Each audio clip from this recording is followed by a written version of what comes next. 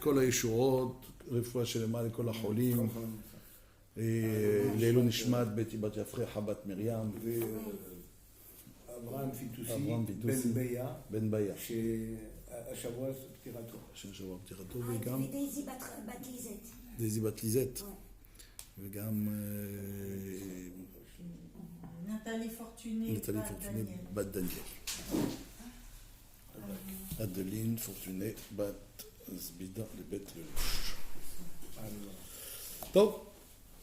Alors la paracha de Shemot et le livre de Shemot. Nous commençons donc un nouveau livre, le deuxième livre de la Torah, qui s'appelle le Sefer Shemot, et certains l'appellent le livre de la Géoula, de la délivrance. Il y a l'exil, évidemment, mais l'exil, c'est que la paracha de Shemot, la première paracha, tout le reste, c'est déjà plus l'exil, c'est déjà la sortie de l'exil, le début de la délivrance. Et le livre de Shemot, il y a un certain nombre d'événements qui correspondent justement à ce même fil directeur qui est la Géoula. C'est-à-dire que, quand est-ce que on peut dire que les Juifs ont eu la Géoula? Les Bnei Israël ont eu la Géoula. Quel moment? Quand ils sont sortis. Quand ils sont sortis d'Égypte? Non. Ah non. C'est pas la véritable Géoula, c'est un processus de Géoula. Ah. C'est quand on dit ils sont sortis, ils sont arrivés à la Géoula. Alors certains vont dire c'est peut-être l'ouverture de la mer. Aussi, mais c'est pas la Géoula. Ils ne sont pas encore arrivés à la Géoula. Quand ils ont reçu la Torah, très bien, ils ont reçu la Torah. C'est peut-être la Géoula? Non. Quand ils sont rentrés en Eretz Israël, ça c'est la grande Géoula, on va dire, la Menucha et la Nachala. Mais on peut dire que quand ils ont obtenu le Mishkan, c'est là la véritable Géoula. C'est la Géoula physique et spirituelle. Si on a réussi à faire descendre Dieu parmi nous et qu'il réside avec nous, la Shekhinah réside avec nous, c'est la véritable Géoula. Et c'est exactement ce qui se passe tout le long du Sefer Shemot. C'est-à-dire qu'il va y avoir toutes ces étapes, la sortie d'Égypte, l'ouverture de la mer, le don de la Torah, mais après aussi les dernières parachiotes vont traiter du Mishkan, et donc ça fait partie, si vous voulez, de la Géoula. Et cette Géoula commence dans notre livre de Shemot. Alors, le livre s'appelle Shemot et la paracha s'appelle Shemot. Et on peut donc se poser la question, qu'est-ce que c'est que ces titres, d'une manière générale, que l'on retient d'une paracha ou d'un livre? Parce que le livre commence par Ve'el Shemot Bnei Israël, le livre s'appelle Shemot. C'est pas un peu trop facile, voire simpliste? La paracha, elle commence par Ve'el Shemot, donc le nom de la paracha c'est Shemot. Est-ce que le nom, ça doit être quelque chose comme ça, le début d'une paracha? Ça paraît bizarre a priori, Nachon? Bereshit, c'est ça. Pareil avec Bereshit. Et en fait, aussi bizarrement que ça puisse l'être, c'est pas faux que le début de la paracha, dans ce début, il y a, si vous voulez, le fil directeur de toute la paracha, ou le fil directeur de tout ce livre. Vous comprenez? Que dans Bereshit, il y a tout. Dans Shemot, il y a tout. Alors, il faut comprendre qu'est-ce que c'est que ce Shemot. C'est non. C'est pas simplement un détail du début de paracha. C'est ça que je veux vous faire entendre. Ce Shemot, c'est pas simplement parce qu'il est au début, c'est un hasard, c'est un pur hasard. On aurait pu dire, je sais pas moi, Yetzia, comme Yetziat Mitzrayim, ou Géoula, comme Vegal Tietrem, je sais pas. Ça aurait pu être ça a priori. Non. Shemot, ça a son importance. Et donc, on va essayer de comprendre en quoi le premier passage qui nous donne déjà la direction, en fait, de tout le livre et de toute la paracha. de toute la paracha et ensuite de tout le livre. Ve'el shemot bnei Israël abaim Mitzrayma et Yaakov ishu beto baou. Ce premier pasouk, on a l'impression que c'est un détail déjà connu, presque inutile, a priori, puisqu'on a déjà dit dans la paracha précédente. Et on va voir que non, en fait, il nous donne une indication précieuse. Voici d'abord, c'est marqué, et voici les noms des Béné Israël, des enfants d'Israël, Habaim Mitzrayma, qui arrivent en Égypte. Et Yaakov, traduction, et Yaakov, avec Yaakov. Oui, Ishu Beto Baou, ils sont arrivés avec, chacun avec sa famille. Mais ça on le savait. D'accord ? Tout a déjà été dit presque. On a l'impression que, bon, tu me rappelles les faits, comme tu commences un nouveau livre, tu me rappelles les faits, et donc tu veux rebondir après cette phrase d'introduction. Non, en fait, il y a des détails d'abord qu'il faut comprendre dans cette phrase, qui nous lancent dans, pas seulement un rappel de faits, mais des choses essentielles qui sont dites. Première question que l'on se pose quand on étudie ce passouk, pourquoi Ve'ele? Si c'est un nouveau livre, on aurait dû dire, tu cherches à faire un rappel. Si c'est un rappel, comment il aurait dû commencer ce rappel? Ele Shemot. Pourquoi tu me dis Ve'ele? Le Vav. Le Vav, c'est considéré toujours le Vav à Hibour. Le Vav qui juxtapose. Il y a eu ça et ça. Mais là, c'est un nouveau livre. Pourquoi tu me dis et? On commence par et. Tu as déjà vu un livre qui commence par et? C'est quand même lié avec la paracha précédente. Alors, c'est la suite de quoi? Qu'est-ce qu'on veut dire par là que c'est une suite? Bien sûr que c'est une suite. Mais même quand tu me dis c'est un deuxième tome, on sait bien que le deuxième tome, c'est généralement la suite du premier tome. Mais ça commence pas par et. Et voici. Donc, qu'est-ce que tu veux faire en disant et voici? Ça, c'est une première question. Les deux parachutes. Voilà. Et quand tu me dis Shemot Béné Israël, les noms des Béné Israël, on les connaît déjà. Et puis si tu veux me les citer à nouveau, tu n'as qu'à me les citer, puis je comprends qu'il s'agit des noms. Pourquoi tu m'introduis voici les noms? Comme si je n'allais pas comprendre que c'était les noms. Il fallait me dire Baou Mitzrayma Im Yaakov, Ishu Beto, Reuven, Shimon, Lévi. Et moi je sais bien que c'est les noms. Est-ce que tu m'introduis quelque chose qui est aussi simple et que je peux comprendre de moi-même? Autre question. Ça a été dit comme ça, il y a une raison. Et bien sûr, c'est ça qu'on va développer dans ce cours. Et ensuite, on dit Shemot Béné Israël. Et après, tu me dis Et Yaakov. Israël, c'est Yaakov. Pourquoi tu m'utilises les deux? Tu me parles d'Israël et tu me parles de Yaakov. Ou l'un ou l'autre. A priori, parle-moi que de Israël. Pourquoi dire Et Yaakov? Et les deux sont importants ici. Et encore une autre question. Habaim Mitzrayma. Comment je les traduis? Voici les noms des Israël qui arrivent. Quand on commence le livre de Shemot, ça fait combien de temps qu'ils étaient déjà arrivés? Pas mal de temps. Dites-moi combien. Ah, combien, je sais pas. Et du temps. Combien de temps? On est après la mort de Yosef. Oui, la fin du livre de Bereshit, c'est et Yosef mourut à 110 ans et il fut mis dans un haron, dans un cercueil, Bemitzraïm en Égypte. Ok, très bien, ça se finissait comme ça. Il avait 110 ans. Il avait 110 ans. Et il était en Égypte. Et il était en Égypte. Donc ça fait combien de temps qu'ils sont arrivés en Égypte? Ils l'ont gardé. 80 années. 80 ans. Au moins. Et que tu me dis, ils arrivent. Tu vas me dire, ils sont arrivés déjà, ça fait un bail. Depuis longtemps. Non, mais il commence un nouveau périple. Alors, il dit. Donc on ne comprend pas. Abaïm Israël. Et après on me dit, Et Yaakov, avec Yaakov. Ça on l'avait compris. Sauf que Yaakov aujourd'hui, il n'y est plus. Et il y en a pas plus. Yaakov, non seulement il n'y est plus parce que ça fait 80 ans après, il est mort pendant cette période-là des 80 ans. Oui, il est mort. Bien avant que ne meure Yosef. Bien sûr. Donc non seulement il est mort, mais en plus il a été enterré ailleurs. Quelle Égypte? Tu me dis dans l'Égypte avec Yaakov? Il est sorti du Comme si c'était un rappel des faits alors qu'on le sait déjà et puis c'était fini quoi. C'est une affaire classée.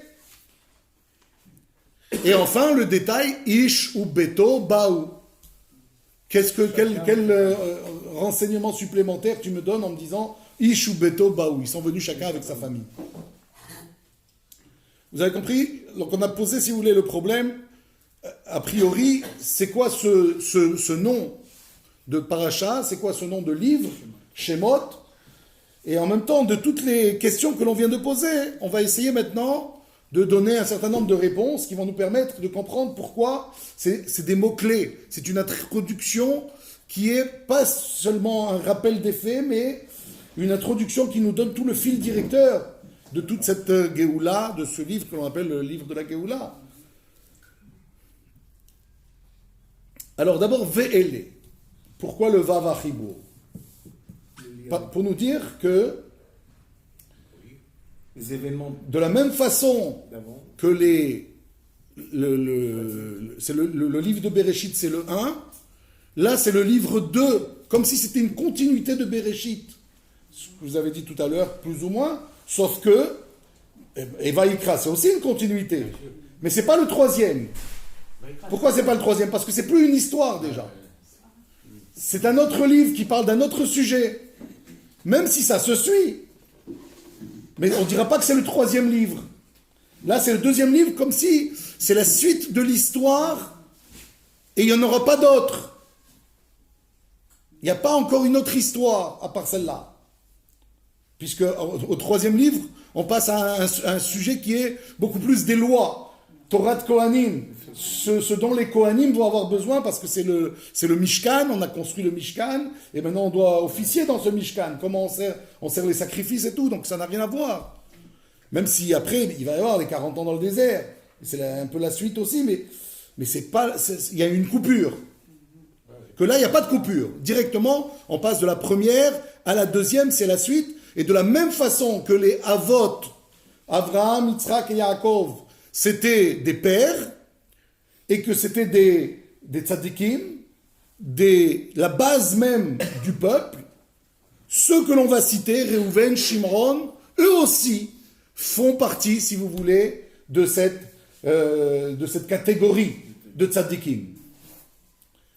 Et c'est ça aussi qu'on veut dire Ishu Beto Baou. C'est chacun avec sa famille. Chacun avec sa famille, ça veut dire qu'ils sont au complet. Ça veut dire qu'en disant les 12 fils de Yaakov, quelque part, on a une maison complète. On a le Ham Israël. On a la base même de tout le peuple. Et donc, ces Shemot que l'on va citer, c'est pas simplement des noms, c'est, si vous voulez, ces noms clés qui sont la base de quoi? De la Géoula. La base de la délivrance. Quel rapport, vous allez me dire? Les noms des Bnei Israël avec la délivrance. Et le Midrash, il vient et il nous donne ces clés-là. Si vous prenez tous les enfants de Yaakov, c'est que de la délivrance. Et on va le faire un à un. Réhouven, en quoi il est lié à la délivrance? C'est dans la paracha de Shemot, ce que je vais vous dire. En quoi il est lié avec la C'est quand Dieu le premier-né de Jacob. se dévoile à Moshe dans le buisson ardent, qu'est-ce qu'il lui dit? J'ai vu les souffrances de mon peuple. Que veut dire Réhouven? Regardez mon fils. C'est voir. Regardez mon fils. Dieu il dit Rao raïti et Bnei Israël. J'ai vu la souffrance. Quand on nous dit, Dieu nous dit j'ai vu la souffrance des Bnei Israël, qu'est-ce qu'il veut dire par là? Évidemment qu'il voit, on ne s'imagine pas que Dieu ne voit pas. Qu'est-ce qu'il veut dire j'ai vu? Sur quoi il insiste? La souffrance, c'est-à-dire l'abus de l'esclavage. Les Égyptiens n'ont pas seulement reçu un cadeau, tiens, un peuple qui va te servir de main-d'œuvre, mais non, en plus de ça, ils ont profité. Ils ont abusé de leur autorité, ils ont abusé de leur mainmise sur ce peuple-là. Ils ont plus qu'abusé. Donc ça, c'est ça que dit, quand il dit Dieu, Rao Raïti. J'ai vu ces souffrances-là, voilà pourquoi maintenant je vais commencer à intervenir, voilà pourquoi maintenant je vous délivre. Et ça rappelle Réhouven, regardez mon fils, comment il est exemplaire. Par rapport à qui il est exemplaire? C'est ce que disait Léa quand elle l'a nommé. Et très souvent, c'était les femmes qui nommaient les enfants. Je vous dis ça parce que peut-être ça peut avoir un impact sur la suite. Comment? C'est quoi la question? Par rapport à qui? Par rapport à qui on a dit regardez mon fils. Elle voulait qu'il soit un top modèle. Je veux dire, regardez mon fils. Qu'est-ce qu'elle cherchait, Léa, en le nommant Réhouven? Regardez la différence entre mon fils, qui est l'aîné, et qui va se comporter comme un aîné. Même si on va lui prendre sa part, il ne va pas réagir comme l'oncle, c'est-à-dire Esav, que quand on lui a pris le droit d'aînesse, alors lui, il en voulait à mort à son frère. Réhouven, non seulement il n'en voulait pas à mort à Yosef qui était pris pour être le chouchou de son père, mais il a même sauvé. Donc c'est exemplaire. C'est une attitude exemplaire. Le second fils, c'est qui? Shimon. De quel mot ça vient? Pourquoi elle l'a appelé Shimon? Alors elle a dit aussi, j'ai oublié de dire, Léa, elle a dit, Dieu a vu ma souffrance aussi. C'est peut-être même plus parlant encore. Dieu a vu ma souffrance, que j'étais rejeté parce que j'étais pas la préférée de Yaakov. Et c'est pour ça qu'il m'a donné un fils, pour me remettre en valeur aux yeux de mon mari. Ça aussi, c'est Réhouven. C'est pas Roi HaKodesh tout ça, alors. C'est Beroach HaKodesh tout ça. Puisque, regardez ce que je suis en train de vous dire maintenant, que quelque part dans les mots, dans les noms qu'elles ont donnés, ça préfigure déjà la délivrance prochaine. Ce que va dire Dieu lorsque il va se dévoiler à Moshe, il va dire Rao Raïti. J'ai vu combien les Égyptiens ont abusé. Et donc voilà pourquoi maintenant j'interviens. Quoi maintenant? Pourquoi maintenant? Parce que j'avais dit 400. Et maintenant c'est que 210 ans après. Oui, comment ça se fait que tu accélères? Parce qu'ils ont doublé. C'est encore trop tôt. Parce qu'ils ont abusé. Et ça je le vois. Il a raccourci le Jéboud. Ça va de soi. Donc ça c'est très important. Shimron, qui veut dire quoi que quand elle l'a nommé Shimron? Dieu a entendu ma prière, Dieu a entendu ma souffrance. Et donc, il m'a donné encore un fils pour me rehausser encore plus. Shimron, elle a appelé, du verbe d'Ishmoa. Et Dieu va dire à Moshe, entre autres choses comme Raouraïti, Shamati et naakat bnei Israël. J'ai entendu les cris de désespoir du peuple juif. Et ça dénote quoi? La Géoula, Nachon, mais aussi sur quoi Dieu insiste quand il dit j'ai entendu. Bien sûr qu'il entend, il n'est pas sourd. Qu'est-ce qu'il veut dire par là quand il nous dit j'ai entendu? C'est compatible. Non, je vais. C'est-à-dire qu'ils ont fait des prières. Et ça joue dans la Géoula. La Géoula, il ne faut pas qu'elle soit passive. Quelqu'un dit bon, Dieu a dit qu'il va nous délivrer. Bon, on attend. Quand il délivre, il délivre. Non, il faut. Et c'est pareil pour nous aujourd'hui. Si on dit bon il y aura Mashiach un jour, ok, on attend patiemment. Non, si tu veux qu'il vienne plus tôt, il peut venir plus tôt. Si tu demandes, ça peut avoir un impact. Et si tu demandes parce que tu dis c'est insupportable comment on nous traite, alors c'est encore plus fort. Parce que cette Naakat Bnei Israël, j'ai entendu les cris de désespoir de mon peuple. Et c'est de là aussi que plus on nous fait souffrir, et plus on a une possibilité d'adresser à Dieu des cris qui peuvent nous délivrer plus tôt. Ça, c'est Shimron. Lévi. Lévi, c'est quoi Lévi? Attaché. La vôtre. Dieu nous accompagne. Où est-ce qu'on voit que Dieu nous accompagne? Dans l'exil. Et c'est ça qui fait comprendre qu'on peut être délivré à tout moment. Que d'un instant à l'autre, tout peut changer. C'est ce qui va se passer dans la paracha suivante. Alors que à la fin de la paracha, on pense que on est à une situation dramatique.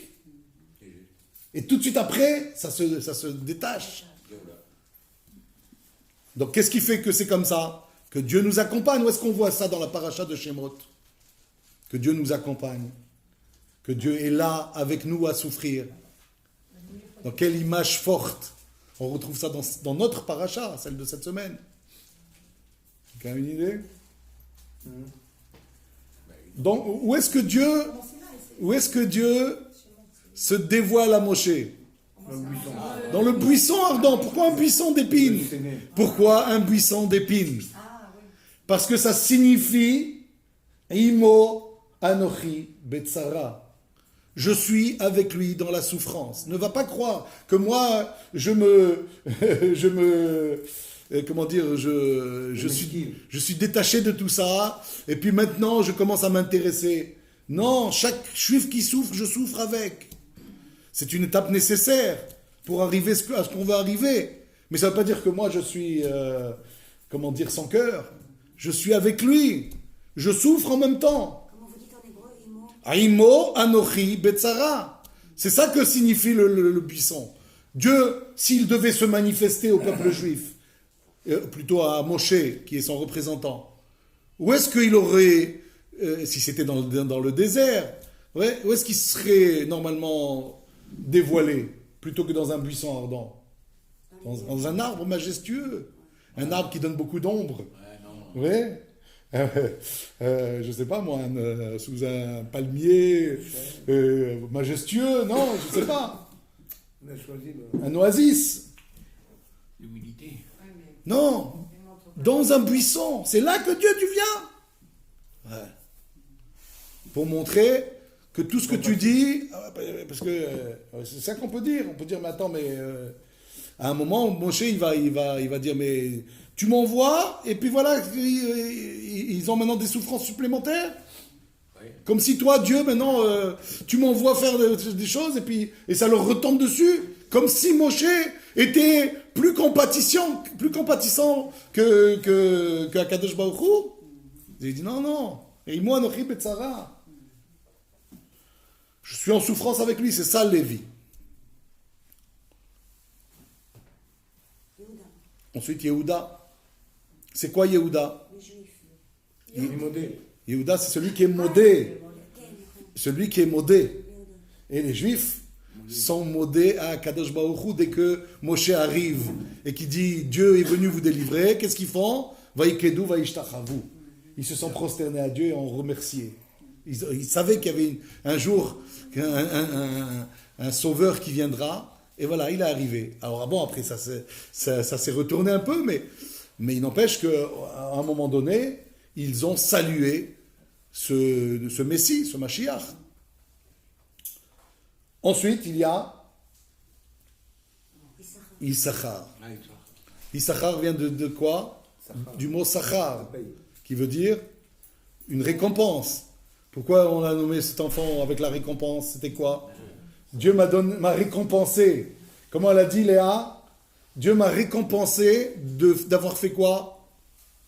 d'avoir donné le simanim à ma soeur. Non, c'est pas elle qui a donné le simanim. Dieu m'a récompensé d'avoir introduit ma rivale.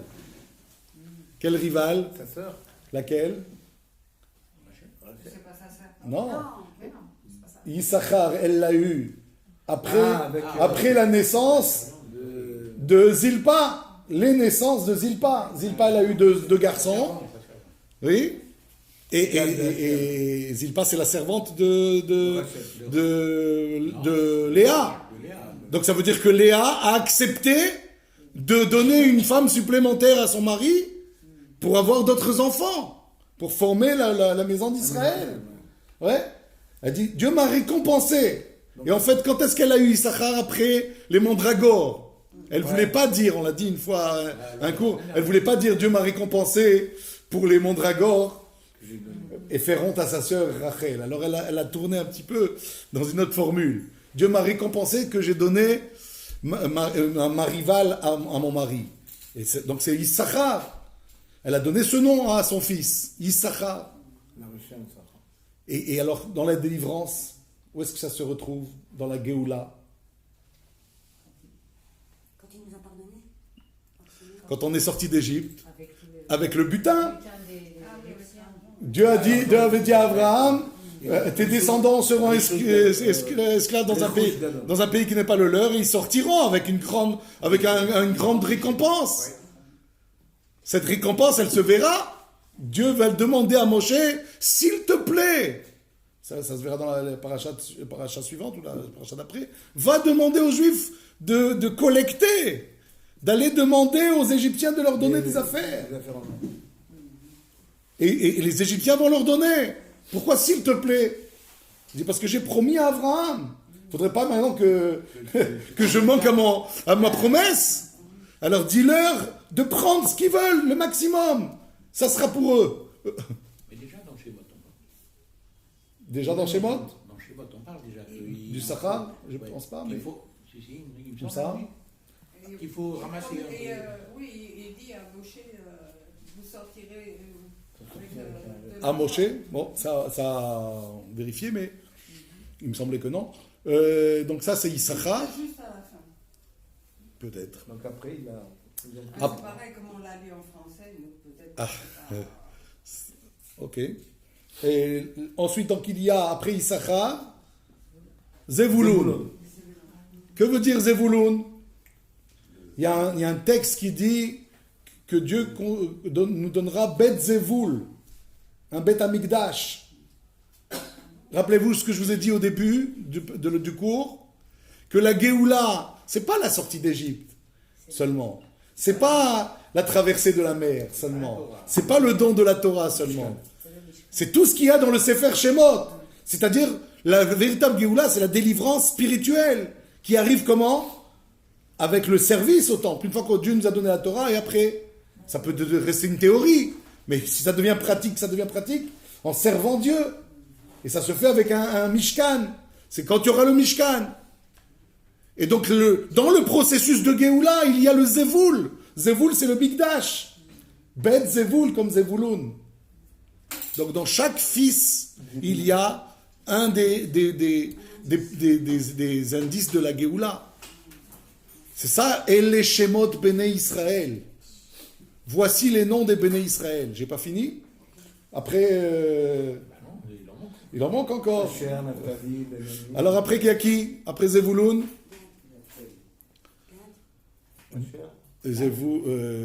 Gad? Non, Gad, ça y est, il est né avec Zilpa. Non. Alors, Gad et non, c'est... Gad et Asher, ils sont Après, nés avec on Zilpa. oublie... Avant qu'elle ait ça. Issachar Zevulun. Après, il y a Dan Naphtali. Non? J'ai dit Dan. Dan Naphtali, c'est ça? Gad et Asher, ça y est, ils sont là. Alors, Gad et Asher d'abord, vous dites, ou Dan et Gad et Naphtali? Asher, ils sont avant. On va commencer par Dan et Naphtali. Allez, hop. Dan, on l'a pas dit. C'est le djinn. Dan, c'est le din. Ouais. Danani. Dieu m'a jugé. Mais dans la délivrance, où on parle de justice, où Dieu juge, La mort des premiers-nés. ouais, les Égyptiens, c'était déjà indiqué dans la promesse qui a été faite à Abraham. Dan Anochi. Le peuple qui les tiendra en esclavage, je le jugerai. Et comment il a jugé? Mida keneged mida, les 10 plaies. Ça aussi, ça prouve qu'il y a eu une justice. Quand on dit ici, Ishu Beto, un homme et sa maison. C'est qui un homme et sa maison? Ta femme. On l'a dit tout à l'heure, c'est chez chaque famille, les enfants de Yaakov. Mais ça indique aussi pourquoi Ishu Beto. Qui c'est qui s'appelle Ish à part les enfants de Yaakov? Qui c'est qui s'appelle Ish? Dans une des parachas du livre de Shemot. Moshe, il s'appelle Ish aussi. Mais qui d'autre? Qui n'est pas un homme. Et on l'a dit Ish. Dieu. Où est-ce qu'on a vu que Dieu il a appelé Ish? Hachem Ish Milchama. Dieu c'est un guerrier. Ish Milchama.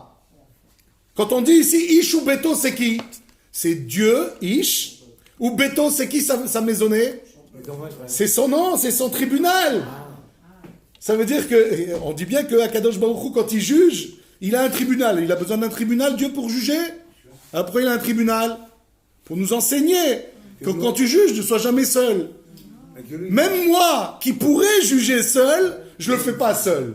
Je m'entoure toujours d'autres anges, d'autres juges. Oui? Vous aussi, vous devez faire ça. Donc, quand Dieu va juger les Égyptiens, il va les juger, lui et son tribunal. Et donc, quand on nous dit ici, voici les enfants d'Israël qui sont arrivés en Égypte, Ish ou Beto, on veut nous dire, quand ils sont descendus en Égypte, il y avait déjà Dieu qui descendait avec son tribunal. Dès le départ de l'exil, Dieu était déjà avec eux, avec son tribunal. Ça nous indique que Dieu ne nous a pas abandonnés pendant 210 ans. Il ne faut pas croire que Dieu était absent. Dieu était là, mais il ne pouvait intervenir que si il y avait à intervenir. Et il est intervenu de temps en temps. Où est-ce qu'on voit qu'il est intervenu pendant les années d'esclavage? C'est le début de notre paracha. Où est-ce qu'on voit que Dieu est intervenu? Alors qu'il aurait pu dire, ah non, bon, ça y est, ils sont là-bas pour 210 ans. Il reste 210 ans là-bas, moi je n'interviens pas tant que c'est pas la fin.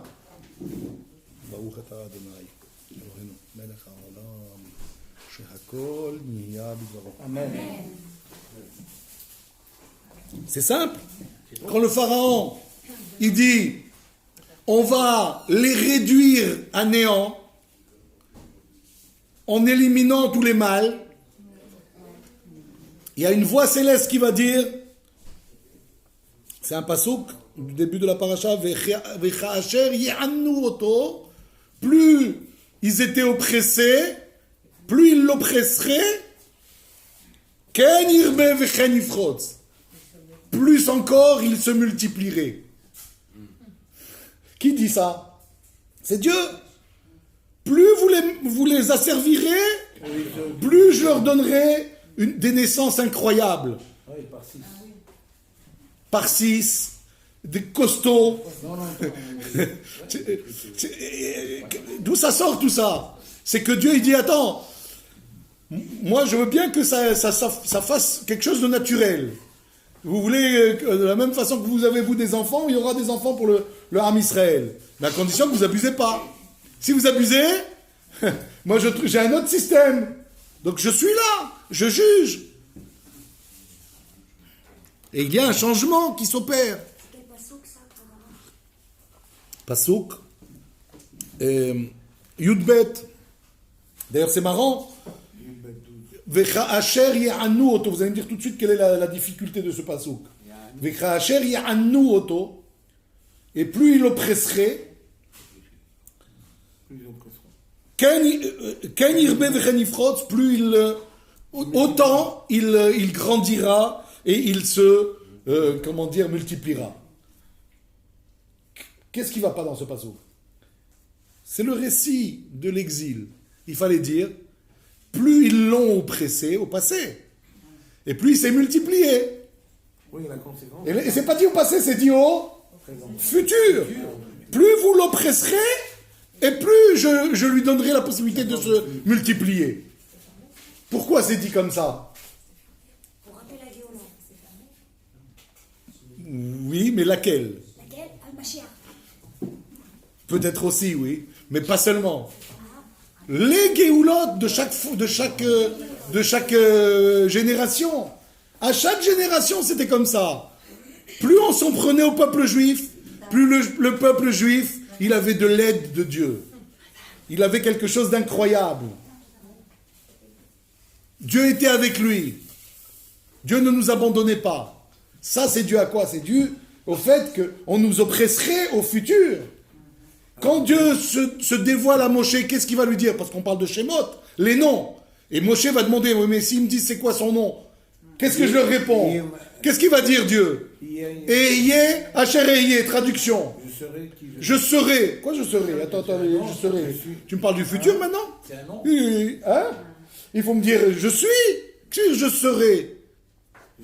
Ouais, c'est les noms. Comprenez, les noms, c'est une indication. Qu'est-ce que Dieu va être? Pas seulement à cette Géoula, à toutes les Géoulotes. Quand Dieu il va être avec nous à Purim, dans l'histoire de Purim. Ça aussi, c'était dit dans Eyé, Asher Eyé. Je serai avec eux aussi là-bas.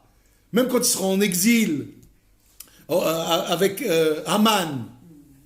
Et que, a priori, c'était la solution finale. Et qu'a priori, on ne voit pas comment ils vont s'en sortir, puisque les décrets étaient déjà partis. Chacun était prévu de s'en prendre à ces Juifs, là où ils se trouvent. Et donc, ils vont faire une bouchée. Comment ça peut changer, ça? Je serai avec eux. Comme je serai avec eux à Hanouka. Vous comprenez? C'est ça, Eyé Asher Eyé. Pourquoi Dieu il dit Eyé Asher Eyé? Je serai ce que je serai. Il fallait dire je serai, que ça veut dire je serai ce que je serai. On dit là-bas, Rachid explique, je serai avec eux là bientôt, et je serai avec eux dans les prochains exils. Alors qu'est-ce que lui dit Moshe? Il dit quoi? Déjà tu vas leur parler des futurs soucis. Ils sont déjà en camp de concentration. Tu leur dis, oh tu sais il va y avoir d'autres camps de concentration, laisse-les tranquilles. Il dit, tu as raison. Qu'est-ce qu'il lui dit? Eyé chez l'achani alechem. Là Dieu il change la formule. Pas Eyé asher Eyé. Eyé chez l'achani. Je serai m'a envoyé vous délivrer. Donc ça veut dire que Dieu a acquiescé. Oui c'est vrai. On va pas leur parler maintenant de... Mais que tu comprennes que toi, le leader, que quand moi je me dévoile, c'est pas une fois et puis on verra et on sait pas. Non, Dieu sera tout le temps avec nous. Grâce à quoi? Grâce à qui? Grâce à Yaakov qui est venu Ishu Beto. Grâce à ses enfants qui sont venus Ishu Beto. Grâce à Yosef qui a su, comment dire, donner le ruach, le bon état d'esprit au peuple juif. Quel bon état d'esprit? Ishu Beto Baou. Chacun avec sa famille. On ne va pas voir ailleurs. On ne va pas voir la femme de l'autre. Et ça, ils l'ont gardé dans l'Égypte. Ils ont su être fidèles entre eux. Ils ne se sont pas dit, tiens, allez, on va se mélanger entre eux, nous les Juifs. Il peut y avoir des gens qui vont comment dire, commettre des adultères dans le peuple juif, ou alors ils vont aller avec des Égyptiennes. Non. Ils se sont maintenus dans cet état d'esprit de Yosef. Pourquoi de Yosef? Parce que c'est Yosef qui, le premier arrivé en exil, a su être un exemple de lutte contre le Yetzer Hara, ce Yetzer Hara. C'est ça, Ishu Beto. Et c'est une des raisons pourquoi Dieu était avec nous et le sera toujours. Parce que la base était là. La base, c'était Yaakov et ses enfants, Ishu Beto Baou. Yaakov, quand il est arrivé, tout s'était déjà casé. Tout s'était déjà dans cet état d'esprit. C'est ça qui fait que Shemot, qu'on va citer, Reuven, Shimron, Lévi, Yehuda, ils avaient en eux ces éléments qui permettraient plus tard de les sortir de là. Et donc je continue avec nos noms. On en était à qui? Dan. Dieu a jugé les Égyptiens. Naphtali. Ça vient du mot Nofet Souf. Nofet. Souf veut dire le miel. C'est quoi qui est le miel dans cette délivrance? Devash vechalav tachat leshonech. Il y a un passage qui dit ça. Dans Shirachirim, Devash vechalav tachat leshonech. Il s'agit là-bas de la Torah. La Torah doit être toujours dans ta bouche. Et la Torah, c'est du miel. Et elle n'est pas que du miel, c'est aussi du lait. Du lait et du miel. Pourquoi le lait et le miel? Le lait, c'est quelque chose qui est nourrissant. C'est ça qu'on donne à un bébé. C'est les premiers éléments nutritifs qu'on donne au bébé. C'est ça que le Ham Israël doit prendre tout jeune, c'est-à-dire dans le désert, 40 ans dans le désert, ils vont téter le sein de la Torah sans être dérangés par quoi que ce soit. C'est ça la tétée, c'est ça le lait qu'ils vont prendre, et c'est ça qui va les immuniser. Et le mien. Face aux différents exils qu'ils vont subir, qui a fait qu'aujourd'hui, Baruch Hashem, le peuple juif, non seulement n'a pas disparu, mais il est revenu encore plus fort qu'il ne l'était. Et ça va, Bezrat Hashem, en montant, Bezrat Hashem. Je reviens un peu sur ce que tu as dit. Oui. Tout ça, c'est grâce au mérite de Yaakov. Dieu est avec nous, il a été avec eux, il sera avec nous. Mais Yaakov, à un certain moment, donc quand il a pris une préférence envers Joseph, est-ce qu'il a changé d'état d'esprit après? Est-ce qu'il a regretté? Est-ce qu'il s'est aperçu que tout est venu de là, tout est parti de là? Oui et non. Est-ce que D'abord, il a toujours été très prudent. J'ai fait une préférence, j'ai préféré. Mais il a toujours été très prudent. Même quand il a fait cette préférence, il a été prudent. Non, mais c'est- Et quand il a fait cette préférence, c'est parce qu'il savait que ça allait être comme ça. C'est un projet divin, quelque part. Il savait que ça allait être comme ça. Et donc peut-être qu'il a anticipé un peu trop tôt. Il connaissait la réaction des frères aussi. Naron, peut-être que c'est ça que ça a causé, mais on ne pouvait pas échapper à ça. Quand je dis on ne pouvait pas échapper à ce qui va se passer, pas sauf. Peut-être que trop tôt, il a manifesté cette préférence. Mais ça ne veut pas dire qu'il ne fallait pas le faire. Il fallait bien que Yosef il comprenne ça aussi. Qu'il avait un rôle à jouer qui était prépondérant, qui était plus important que n'importe quel autre des frères. Et s'il n'avait pas eu ça de son père, peut-être qu'il aurait succombé. On dit que quand il a eu la faute à faire avec la femme de Potiphar, qu'est-ce qu'il a empêché de faire cette faute? Le portrait de son père. Quelque part, cette préférence que son père lui a donnée, elle lui a servi le jour où il a su que si jamais il fautait, il était perdu. Il ne pouvait plus être ce que son père lui faisait comprendre qu'il devait être. Cet homme providentiel qui allait être le ciment de tous ses frères, et c'est celui qui allait leur apporter la base même de leur séjour en Égypte. N'empêche, ça donne un mauvais exemple. Nahon, mais c'est des épreuves, ça fait partie des épreuves. Aujourd'hui, donc, on a un libre arbitre par rapport à ça. C'est-à-dire, on peut faire une préférence à un enfant Oui. par rapport Mais parfois il faut le faire, parfois il faut le faire. Parfois, il faut le faire. Ça veut dire quoi, préférence? Bien sûr, sans que ce soit trop manifeste. Mais des fois, si tu vois qu'un enfant, il est plus à même, comment dire, d'étudier la Torah que l'autre, tu vas le pousser un peu plus. Ça veut dire quoi? Que l'autre va être jaloux? Il va peut-être l'être. Mais tu n'as pas d'autre choix non plus. Des fois, tu es obligé de mettre un peu plus la main là où il faut. Donc, il y a des choix aussi à faire. Il ne faut pas que ces choix soient bridés parce que tu te dis, oui, mais je ne dois pas faire de préférence, alors je suis au plus neutre possible. Des fois, tu ne peux pas. C'est ça l'épreuve. L'épreuve, c'est que parfois, tu as des ressentis que tu dois aussi, sans trop en faire. C'est-à-dire comme il a fait d'ailleurs. C'était sentimental. Hein? C'était pas réfléchi, c'était sentimental. Il a aimé. Pas seulement. Non. C'était pas que sentimental. Il avait des aptitudes. Il a vu Ele Toldot Yaakov, Yosef. Il a vu que Yosef, c'était son potentiel.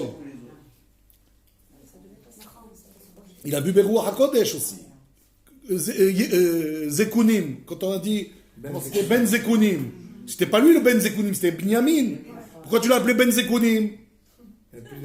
Parce qu'il savait que c'était lui le Hakam, le sage qui allait tous les sauver. Et il était quand même prudent, Yaakov. Où est-ce qu'on voit qu'il était prudent? C'est quand il a raconté les rêves.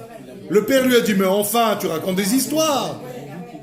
Mais quelque part, Yaakov, il faisait comme ça à Yosef. Il faisait pas comme ça à Yosef. Ça veut dire, on peut s'imaginer que Yaakov, c'est comme s'il lui faisait ce clin d'œil à Yosef. Mais il ne le faisait pas, évidemment. Parce qu'il était prudent. Il voulait pas que la haine des frères prenne le dessus. Donc il a cherché à être prudent dans ce domaine. Surtout qu'il en a souffert. De cette haine de frères. Oui, avec Esav. Donc non, il a bien compris que ça pouvait jouer un mauvais tour à Yosef. Et d'ailleurs, à un moment, il l'envoie auprès de ses frères. Il a pris un risque énorme. Ils auraient pu le tuer. Mais c'est marqué là-bas, mais Ayemek Chevron, il a envoyé. Il a envoyé de la profondeur de Chevron. Vous connaissez Chevron? Ouais. C'est profond? C'est une montagne. C'est une montagne. C'est comment on dit? La profondeur. Quelle profondeur? C'est une montagne. Ouais, en bas de la montagne. Donc la profondeur là-bas, c'est les caveaux de Marpella. c'est de ce qui a été dit à Abraham. Il fallait commencer le processus. Donc il a envoyé le fils presque à sa perte. Mais parce qu'il fallait bien commencer le processus de l'exil. Et d'ailleurs, quand on dit, voici les noms d'Ebné Israël, Abaïm, Mitzrayim et Yaakov. Je vous ai posé la question tout à l'heure. Qu'est-ce qu'il fait là, Yaakov? Yaakov, il est déjà enterré. Il y a un bail, et il est enterré en Israël, il n'est pas en Égypte maintenant. Quand tu me dis et Yaakov, ça on le savait déjà. Qu'est-ce que tu me rajoutes ici? Non, Yaakov avait déjà pris sur lui une partie de l'exil. Comment ça se fait que l'exil a duré 210 ans alors que Dieu avait dit 400? Dieu, il ne sait pas ce qu'il dit? Non, il a Et s'il voulait réduire le cas échéant, ne dis pas. Pourquoi tu dis 400? Parce que les 400 ont commencé déjà depuis Yitzhak. Donc même Yitzhak a pris sur lui une partie. En allant d'un endroit à l'autre, chaque fois il creusait des puits et on l'embêtait. Et il allait ailleurs et le pauvre, chaque fois on lui faisait ces misères-là. Lui aussi il a pris sur lui une partie de cet exil. Et c'est ça qu'on nous dit ici. Habaim Mitzrayima, qui arrivent en Égypte. Qu'est-ce que ça veut dire ils arrivent en Égypte? Ça veut dire que ces tzadikim, quand ils sont arrivés en Égypte, ils sont arrivés dans l'état d'esprit qu'on sait ce qui va nous arriver. On sait que ça va durer un temps fou. On sait que ça va être pénible. On sait qu'on va souffrir. Mais si on le prend pas sur nous, qui c'est qui va le prendre? Et quelque part, ça nous enseigne comment nous aussi on doit accepter les affres de l'exil et les souffrances de ce que l'on vit nous aussi. On est passé par-ci, on est passé par-là, et l'antisémitisme, et on se moque de nous, et ci, et ça. Et encore aujourd'hui, on est en Israël, et il y a eu les bus, et il y a eu les machins, et on souffre encore. Et les élections, et on se pose des questions, comment ça va être, et on se dit, comment on va sortir de là, et l'Iran qui peut nous frapper, et le Hezbollah, et le Hamas, et le machin. On peut se dire, on a marre. Il faut prendre sur soi. Nous aussi, on doit dire, s'il y a une partie de l'exil qu'on doit prendre, qu'on le prenne. Il faut être prêt à prendre, à subir, parce qu'après ça, il y a la belle partie. Il y a la Géoula, il y a Mashiach. Ça vaut le coup de prendre un peu cette souffrance pour après voir ce qui nous est réservé à l'époque de Mashiach. Où toutes les nations vont être là, on va dire oh les Juifs, vous êtes extraordinaires, aidez-nous, enseignez-nous. Oui. Ben oui. Ah oui, c'est ça qui va se passer. Ben oui, mais pour l'instant, non, oui, bien sûr, c'est pas encore ça. Mais c'est déjà pas mal de dire, le Trump et l'Amérique, c'est déjà, on a l'impression qu'il y a un début là-dedans. Hein, pour une fois qu'ils sont avec nous, mais et on a l'impression que ça pousse un petit peu, c'est bon, ça fait plaisir. Donc c'est ça, Habaïm. Ils prennent sur eux. C'est ça qui fait que leur nom, c'est pas simplement des noms. C'est les noms de la délivrance. Et j'en reviens donc. Dan. Naphtali, on a dit, c'est la douceur. Le miel, c'est quoi? C'est la Torah qu'on va recevoir dans le processus de la Géoula. Quand est-ce qu'on va le recevoir? Tout de suite après. Dieu aurait pu dire, ça va, il y a déjà eu un gros paquet qu'on a fait là, on est sorti d'Égypte, dans 200, 300 ans, on verra si on refait encore un autre coup pour le nom de la Torah. Non, tout de suite après, processus de Géoula. C'était dans le nom des enfants de Yaakov.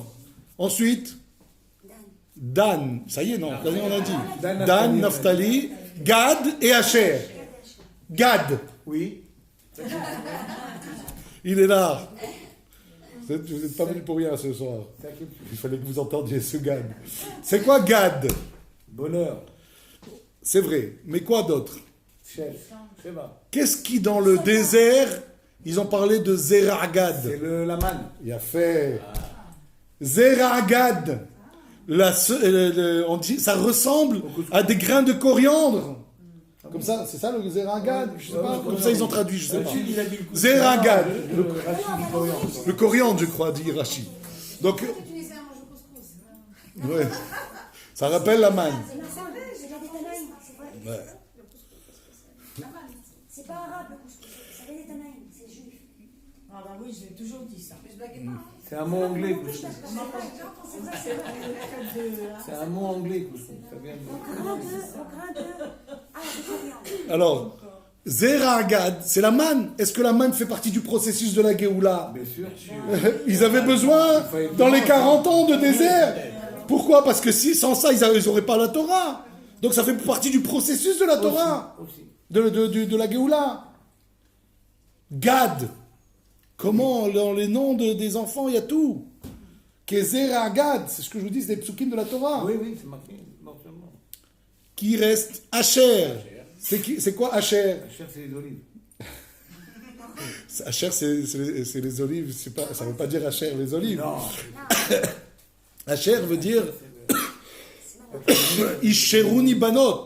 Ce qu'elle a dit Léa. Non, c'est qui a eu. Il y avait des Non, Asher, c'est. C'est la servante. Asher, c'est Bilha, c'est ça? Donc c'est Rachel qui a donné ce nom. Ishurini Banot, ça veut dire les femmes femmes de la tribu d'Asher, vont me féliciter. Ils vont me dire, oh, bravo, tu as de la chance, Baruch Hashem, super, ça fait plaisir de te voir comme ça. C'est qui a dit ça? C'est Rachel, parce qu'elle a eu des enfants, mais de sa rivale qu'elle a introduit. Et c'est comme ça qu'elle a réussi à avoir une sorte d'enfant. Elle n'avait pas encore Yosef et Binyamin. Non. Donc c'est comme si elle les a eus grâce à elle, quoi. Alors c'est quoi dans le processus de Géoula? Asher. Asher. Asher, il avait les champs d'olivier. Oui, mais Madame quel rapport Demi. avec la Madame Non, Demi. ça c'est dans Israël, mais là Israël, c'est pas encore dans Shemot. On est dans Shemot. L'huile d'onction. Yitro, Ah oui. c'est les félicitations. Baruch Hashem, Asher Itzil Etchem.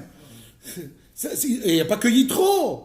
Il y a d'autres peuples comme ça qui ont vu les miracles qui ont été faits pour le peuple juif et ont respecté ça. Vous comprenez? Ça a remis les pendules à l'heure. Isheroni Banot. Il y a eu les félicitations des peuples aux alentours. Il n'y a pas eu que des gens qui nous ont attaqués à la suite de ça, comme Amalek. Il y a eu des gens qui ont eu peur.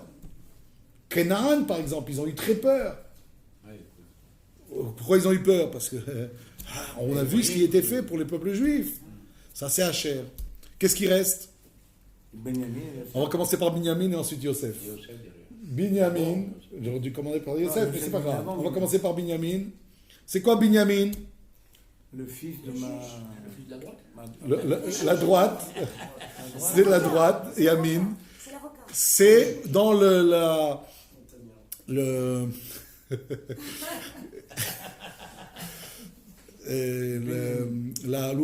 traversée de la mer. Là-bas, il y a marqué quoi? La main droite de Dieu. Comment c'est marqué? Yemincha. Dieu, il a fait, Ishmil Chama, il a fait la guerre avec ta main droite, c'est marqué. Comment c'est exactement? Je me rappelle plus. Yemincha Hashem Nedari Bakoach. Yemincha Hashem, non, comment c'est? Yemincha Hashem Nedari Bakoach, Yemincha Hashem Tiratz Oyev. Voilà, tu leur as réglé leur compte avec ta main droite. Ça, c'est Binyamin. Ça fait partie du processus de la délivrance. C'est au moment de la traversée. Et Yosef, qui veut dire quoi? L'apothéose. Pourquoi je l'ai laissé en dernier? C'est par rapport à ce que je vais dire justement. Yosef veut dire, Rajouter. il rajoutera. C'est quoi il rajoutera dans la délivrance?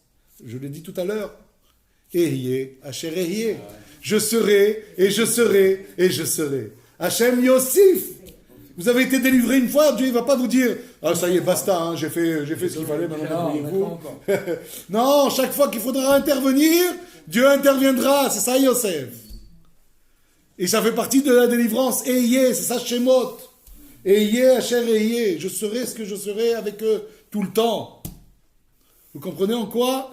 Dans les noms ici, on vient nous dire la délivrance y était déjà. Et ça, évidemment, c'est la base. Yaakov Ishu Beto Baou. C'est grâce à ce mérite-là que eux, ils sont comparés d'après Rashi, quand on dit Ve'el les Shemot, Béné Israël, ils sont comparés à qui? Les 12 fils de Yaakov, le Rashi de la paracha, à des étoiles, bravo. Ah ouais, les étoiles. Pourquoi des étoiles? Elle brille. Parce que les étoiles, elles sont là, elles brillent. Elles sont là, même si on ne les voit pas. Et même si on ne les voit pas.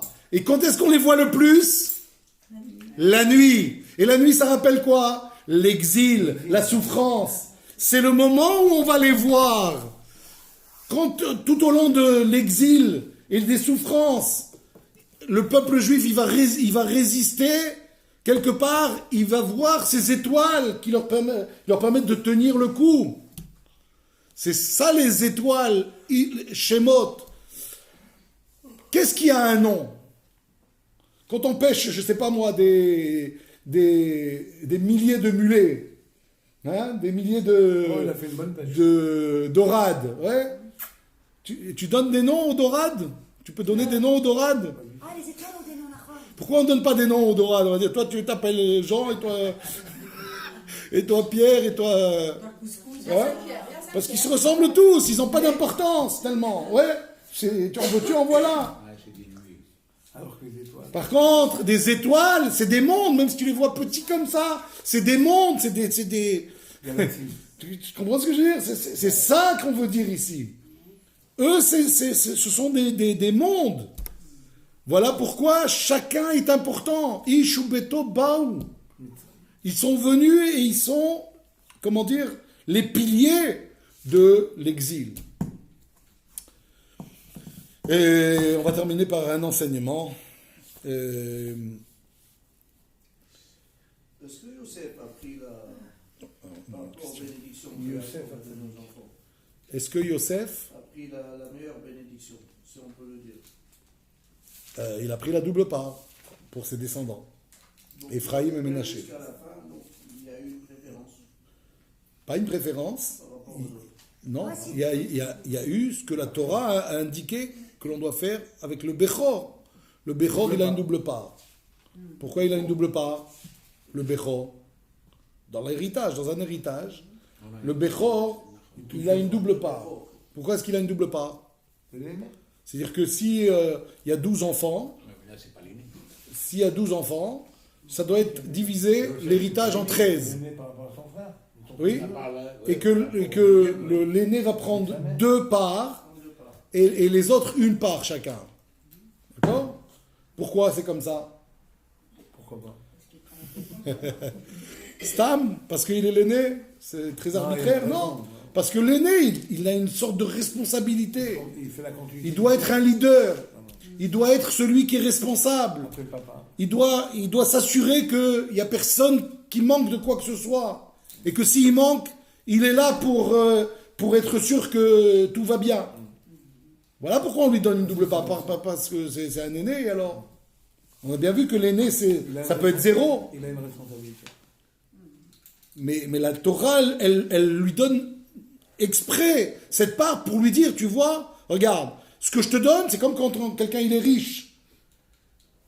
Il est riche pas parce que Dieu t'a favorisé par rapport aux pauvres. Dieu t'a donné une responsabilité sur le bien des pauvres. À toi de bien gérer cette richesse. Tout à fait. Si tu veux pas que je te l'enlève. Et petit-fils, pourquoi les a... Donc de la même façon, le Bechor, il a une part supplémentaire parce que il a un rôle à jouer qui doit être plus important que les autres. C'est quoi le fils? Vous avez dit? Non, le petit-fils, pourquoi il a béni... Jacob, il a béni aussi le petit-fils... le fils Alors comment ça se concrétise? Voilà. Comment ça se concrétise la double part? C'est l'héritage de la terre. Dans l'héritage de la terre, il fallait qu'il prenne une double part de terre.